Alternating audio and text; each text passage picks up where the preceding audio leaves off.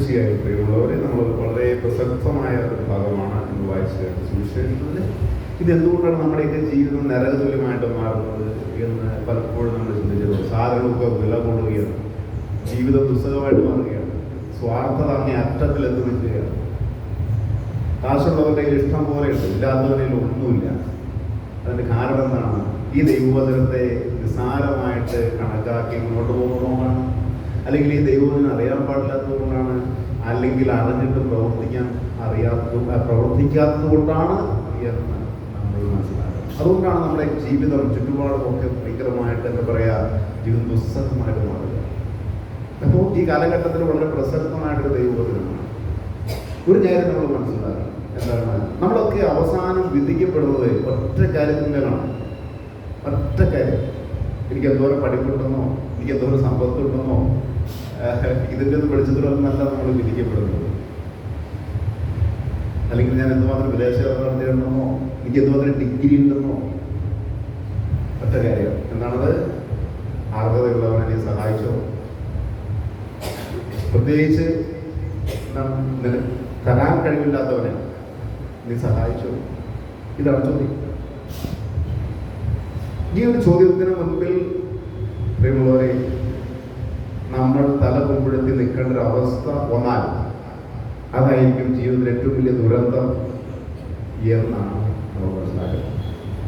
ഈ കാലഘട്ടത്തിൽ ഒത്തിരി ആൾക്കാരെ നമുക്ക് കാണാൻ പറ്റും. വലിയ സമ്പന്നരായ ആളുകളെ കാണാൻ പറ്റും. ഞാൻ പറഞ്ഞല്ലോ, നേരത്തെ സൂചിപ്പിച്ചതുപോലെ സർക്കാർ മേഖലകളിലൊക്കെ നമുക്ക് വലിയ രീതിയിൽ മുന്നോട്ട് പോകുന്ന ആളുകളെ കാണാൻ പറ്റും. ലോകത്തിൻ്റെ മുമ്പിൽ വലിയവരാണ് പലരും. പക്ഷെ ഈ ചോദ്യം എല്ലാവർക്കും ഉണ്ടാവും, എല്ലാവർക്കും മുൻപിൽ വയ്ക്കപ്പെടും. കാരണം ഭൂമിയിൽ ജനിച്ച മനുഷ്യനൊക്കെ മരിക്കും. അതിനുശേഷമാണ് യഥാർത്ഥ ജീവിതം ആരംഭിക്കുന്നത്. പക്ഷെ ആ ജീവിതം ആരംഭിക്കുന്നതിന് മുൻപ് ഈ ചോദ്യം ചോദിച്ചിട്ട് അതിന് തൃപ്തികരമായ ഉത്തരം കിട്ടുന്നവർക്ക് മാത്രമേ വാതിൽ തുറക്കപ്പെടുകയുള്ളൂ. ഇതാണ് അത്യন্ত ഗൗരവമായിട്ട് നമ്മൾ മനസ്സിലാക്കേണ്ടതായ ഒരു കാര്യം. അപ്പം അതുകൊണ്ട് എൻ്റെ മുൻപിൽ അർഹതയുള്ള വ്യക്തി, ആ വ്യക്തിക്ക് ഞാൻ എന്ത് കൊടുത്തു? അതാണ് അവതരണം. ഞാൻ നഗ്നനായിരുന്നു, നീ എന്നെ ഉടുപ്പിച്ചു. ഞാൻ വിശക്കുന്നവനായിരുന്നു, എനിക്ക് ഭക്ഷണം തന്നു. ഞാൻ ദാഹിക്കുന്നവനായിരുന്നു, എനിക്ക് കുടിക്കാൻ തന്നു. ഞാൻ പരദേശിയായിരുന്നു, നീ എനിക്ക് അഭയം നൽകി. ഞാൻ കാരാഗ്രഹത്തിലായിരുന്നു, നീ എന്നെ വന്ന് കണ്ടോ. ഇതൊക്കെ മനുഷ്യന്റെ വിവിധ ആവശ്യങ്ങളാണ്. മനുഷ്യന്റെ ആവശ്യങ്ങൾക്ക് മുൻപിൽ പുറംതിരിഞ്ഞു നിൽക്കുന്നവൻ അവൻ യഥാർത്ഥത്തിൽ ദൈവഭക്തനാണോ? അല്ല എന്നാണ് വചനം പറയുന്നത്. പ്രിയമുള്ളവരെ, അപ്പോൾ ഈ ഒരു ചിന്താഗതി നമ്മുടെ മനസ്സിൽ എപ്പോഴും സൂക്ഷിക്കണം. എന്താണ്? അർഹതയുള്ളവനെ സഹായിക്കുക. പ്രത്യേകിച്ച് ഈ പറഞ്ഞ നമുക്ക് തിരിച്ചു തരാൻ കഴിയാത്ത ആൾക്കാരെ, തിരിച്ചു തരാൻ കഴിയുന്ന ആളുകളെ സഹായിക്കാൻ നമുക്ക് ഉത്സാഹമുണ്ട്. കാരണം കുറച്ച് ദിവസം കഴിയുമ്പോൾ കാശോ എന്ത് കാര്യങ്ങളായി നമുക്ക് തിരിച്ചു കിട്ടും. പക്ഷെ അങ്ങനെ തരാൻ കഴിയാത്ത ആളുകളെ കാണുമ്പോൾ നമ്മളവിടെ സ്കൂട്ടാവും. പൊതുവെ അങ്ങനെയാണല്ലോ നമ്മുടെ രീതി. അങ്ങനെയല്ല നമ്മൾ ചെയ്യേണ്ടത് എന്നാണ് വചനം പറയുന്നത്. പ്രിയമുള്ളവരെ, ഈ ഒരു കാര്യം നമ്മൾ യഥാർത്ഥ സന്തോഷം അനുഭവിക്കേണ്ട ദൈവം ആഗ്രഹിക്കുന്നു. യഥാർത്ഥ സന്തോഷം. ഇത് പലർക്കും അതില്ല.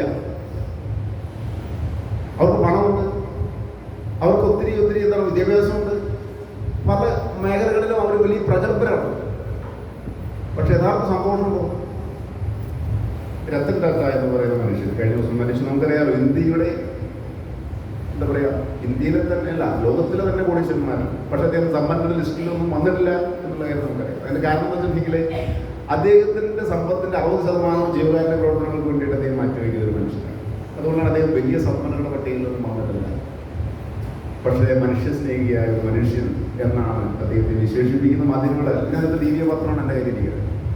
കഴിഞ്ഞ ദിവസം അദ്ദേഹത്തെ പറ്റി വന്ന ഒരു വാർത്ത ഞാൻ ശ്രദ്ധിച്ചു. നമ്മുടെ ഇന്നത്തെ ഈ വചനവുമായിട്ട് ബന്ധമുണ്ട്.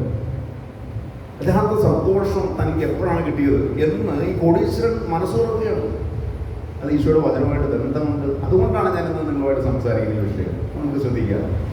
ഒരിക്കലും ഒരു ടെലിഫോൺ അഭിമുഖത്തിൽ റേഡിയോ അവതാരകൻ രത്തൻ ടാറ്റയോട് ചോദിച്ചു, ജീവിതത്തിൽ താങ്കൾക്ക് ഏറ്റവും കൂടുതൽ സന്തോഷം തോന്നിയ സന്ദർഭം ഏതാണ്? അദ്ദേഹം പ്രതികരിച്ചു, സന്തോഷത്തിന്റെ 4 വ്യത്യസ്ത ഘട്ടങ്ങളിലൂടെ ഞാൻ കടന്നുപോയിട്ടുണ്ട്.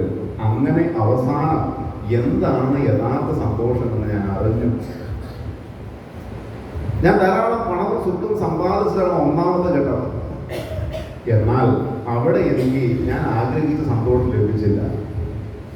പിന്നെ 2ാമത്തെ ഘട്ടം വന്നു. അന്ന് ഞാൻ വളരെ വിലപിടിപ്പുള്ള വസ്തുക്കൾ ശേഖരിക്കാൻ തുടങ്ങി. പ്രസ്തുത സന്തോഷവും കേവലം താൽക്കാലിക മാത്രമാണെന്ന് വളരെ പെട്ടെന്ന് ഞാൻ തിരിച്ചറിഞ്ഞു. തുടർന്ന് 3ാമത്തെ ഘട്ടമായി. അവിടെ ഞാൻ പുതിയ കുറെ പ്രൊജക്ടുകൾ ആരംഭിച്ചു.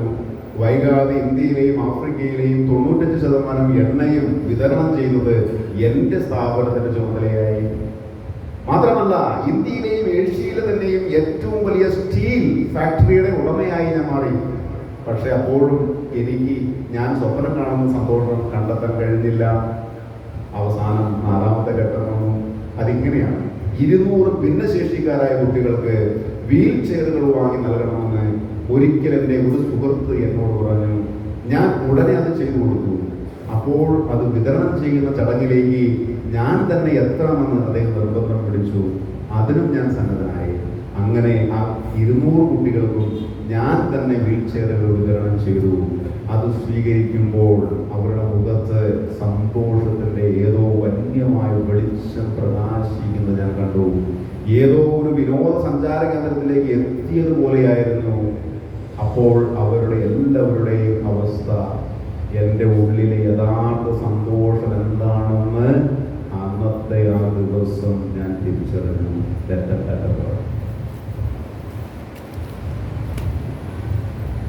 ഒരു വചനപ്രകാരം പറയുന്നത് എന്താണ്? ദരിദ്രനെ സഹായിക്കുന്നവൻ കർത്താവിനാണ് കടം കൊടുക്കുന്നത്. തക്ക സമയത്ത് കർത്താവ് ആ കടം വീട്ടും. ദരിദ്രൻ എന്ന് പറയുമ്പോൾ സമ്പത്തിന് ദരിദ്രൻ മാത്രമല്ല, മറ്റു പല മേഖലകളിലുണ്ട്. നമുക്ക് സമ്പത്ത് മാത്രമല്ല കൊടുക്കാം, പലതും കൊടുക്കാം. അതുകൊണ്ട് ഞാൻ പറയുന്നത്, ആവശ്യങ്ങളിൽ നിസ്വാർത്ഥമായിട്ട് ലാഭം പ്രതീക്ഷിക്കാതെ നമ്മൾ സഹായിക്കാനായിട്ട് തയ്യാറാകുമ്പോൾ യഥാർത്ഥ സന്തോഷം നമുക്ക് അനുഭവിക്കാനായിട്ട് സാധിക്കും. അതിന്റെ കാരണം സന്തോഷത്തിന്റെ ഉറവിടമായ ദൈവം നമ്മളിൽ വസിക്കുന്നു എന്നുള്ളത് തന്നെയാണ്. പിതാവിന്റെയും പുത്രന്റെയും പരിശുദ്ധാത്മാവിന്റെ നാമത്തിൽ